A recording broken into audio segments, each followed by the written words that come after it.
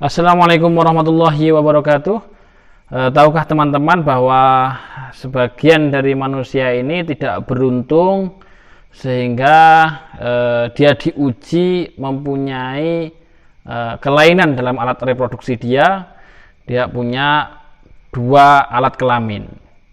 Nah, ternyata hal tersebut sudah dibahas tuntas oleh para fuqaha, para ahli-ahli fikih sejak zaman dahulu, sehingga juga sudah dikupas tuntas bagaimana status dia secara hukum fikih, bagaimana solusi dia terkait dengan aurat, bagaimana solusi dia terkait dengan misalnya ketika bersentuhan dengan orang lain apakah batal apa tidak. Ternyata semua sudah dibahas tuntas oleh para fuqaha, para ahli fikih. Untuk itu tetap di video ini, tetap di channel Al-Hashimi, kita kupas tuntas masalah ini, kita mengkaji tiada henti mulai ayunan sampai nanti mati.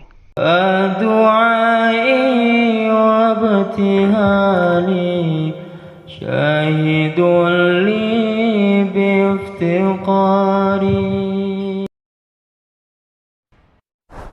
Baik teman-teman, kita membahas mengenai, mohon maaf, orang yang punya kelainan tidak beruntung mempunyai dua alat kelamin, dua alat reproduksi, dan ini ternyata sudah dibahas dalam kajian fikih. Untuk referensi kita kali ini, kitab kita adalah kitab Hasyiah dari Syekh Ibrahim Al-Baijuri, di mana di kitab ini cukup jelas dibahas mengenai orang yang tidak beruntung tersebut. Dalam kajian fikih, orang yang tidak beruntung yang mempunyai dua alat kelamin, alat reproduksi ganda, ini kadang-kadang disebut khunsa, kadang-kadang lengkap disebut khunsa muskil, kadang-kadang disebut al-muskil saja. Jadi ketiganya pengertiannya sama, kadang-kadang lengkap, khunsa yang muskil. Kemudian kadang-kadang hanya disebut khunsa saja, maksudnya tentu saja ini sama. Kemudian kadang-kadang disebut muskilnya saja. Apa maksudnya ini?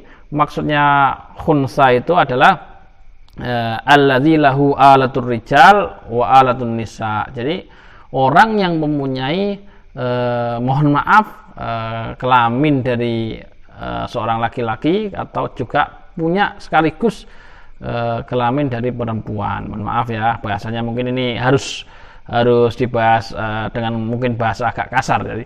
Tapi ini perlu kita ketahui bersama juga. Jadi inilah pengertian dari khunsa tersebut ya. Nah, yang kita bahas kali ini adalah orang yang punya alat kelamin ganda ini, dua alat reproduksi ini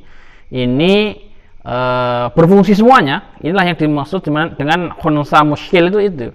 Jadi kalau yang berfungsi hanya salah satunya, misalnya yang alat yang laki-laki saja, maka dia dihukumi statusnya adalah laki-laki. Ini sudah wadih, bukan muskil lagi, ini wadih atau jelas bahwa dia ini statusnya laki-laki. Atau yang berfungsi sebaliknya, jika yang alat wanitanya, maka ya jelas berarti dia dihukumi seorang wanita.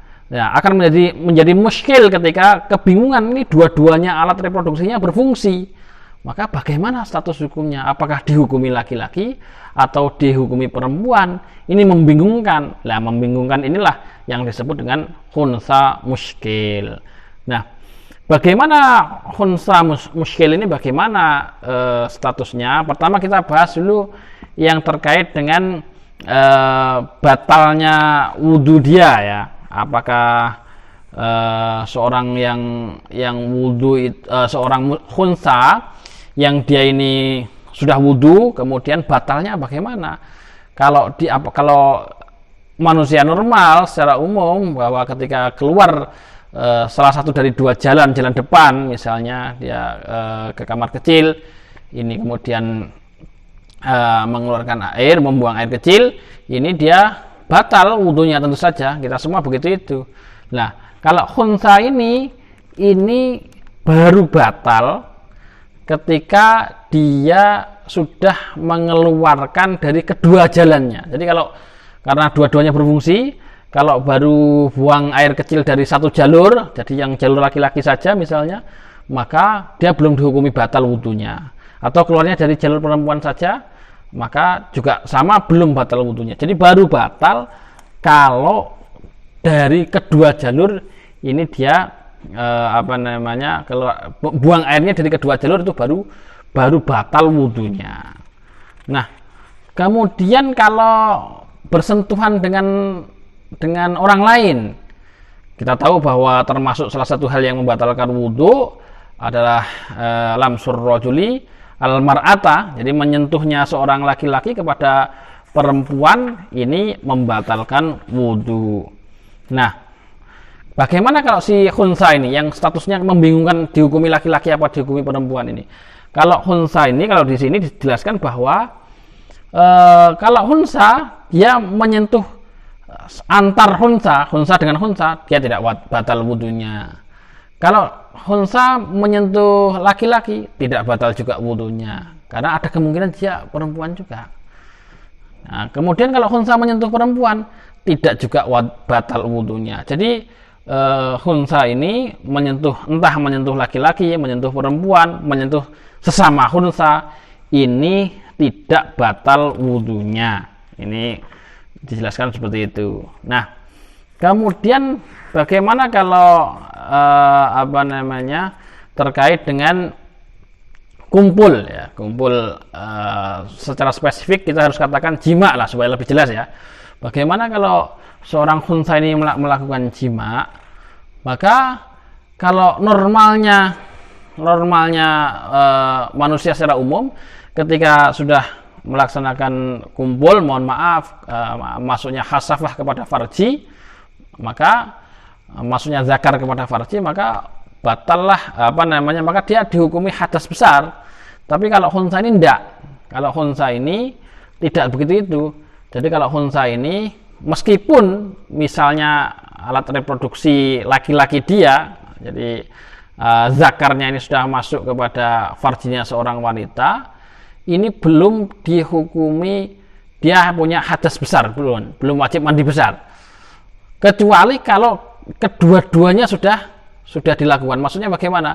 Jadi setelah dia melakukan hubungan laki-laki dengan perempuan dengan jalur laki-laki dia, kemudian dia juga melakukan hubungan tersebut melalui jalur perempuan dia. Jadi dua alat kelaminnya berfungsi, maka kemasukan alat kelamin yang lain gitu ya, terjadi perkumpulan dan dua-duanya itu, maka baru dia dihukumi hadas besar. Kalau salah satunya, maka dia belum wajib mandi besar. Ini hukumnya begitu itu. Nah, kemudian bagaimana aurat dia ketika sholat? Ya, aurat dia ketika sholat ini seperti auratnya perempuan. Artinya dia wajib menutupi auratnya seperti perempuan, yakni selain wajah dan kedua telapak tangan. Nah, ini berarti kalau khunsa itu sholatnya ya harus pakai mukena itu, pakai mukena yang menutup kecuali wajah dan telapak tangan, itu seperti layaknya perempuan ya. Nah, kemudian di sini juga dibahas mengenai khunsa ketika dia haji. Bagaimana status dia ini? Apakah larangan-larangan yang terkait dengan haji itu seperti larangannya laki-laki atau seperti perempuan? Nah, khunsa ini dia boleh memakai pakaian berjahit, seperti perempuan boleh memakai pakaian berjahit, boleh juga menutup kepalanya. Kemudian, tapi di sini dijelaskan bahwa sunnah untuk tidak berpakaian dengan pakaian yang berjahit, walaupun boleh. Kalau perempuan kan boleh ya, kalau perempuan kan boleh pakaian berjahit. Nah, jadi di sini ketika dia haji lebih diidentikan, dihukumi seperti seorang perempuan terkait dengan larangan-larangannya. Nah, dia tidak boleh kemudian menutup wajahnya seperti perempuan ketika haji. Dia juga tidak boleh ketika ihram haji, dia tidak boleh menutupi wajahnya. Nah, inilah hal-hal yang terkait dengan khunsa. Barangkali masih banyak hal yang belum dibahas, Di kitab yang lain di Fathul Mu'in dibahas bahwa seorang khunsa itu tidak bisa menjadi wali. Kalau dia punya anak, maka dia tidak bisa jadi wali. Artinya dia walinya bukan dia, kalau ada kakeknya ya kakeknya dan seterusnya. Jadi bukan dia sebagai walinya, atau mungkin nanti endingnya kalau nggak ada semua ya wali hakim. Jadi ini banyak hal yang terkait dengan khunsa. Barangkali teman-teman ada banyak pertanyaan terkait dengan khunsa yang belum sempat terbahas, atau mungkin teman-teman ada yang tahu pembahasan mengenai khunsa yang kami belum sempat bahas, bisa dibahas juga, dijelaskan juga di kolom komentar, didiskusikan di kolom komentar. Kami kira itu video kali ini, kurang lebihnya mohon maaf. Assalamualaikum warahmatullahi wabarakatuh.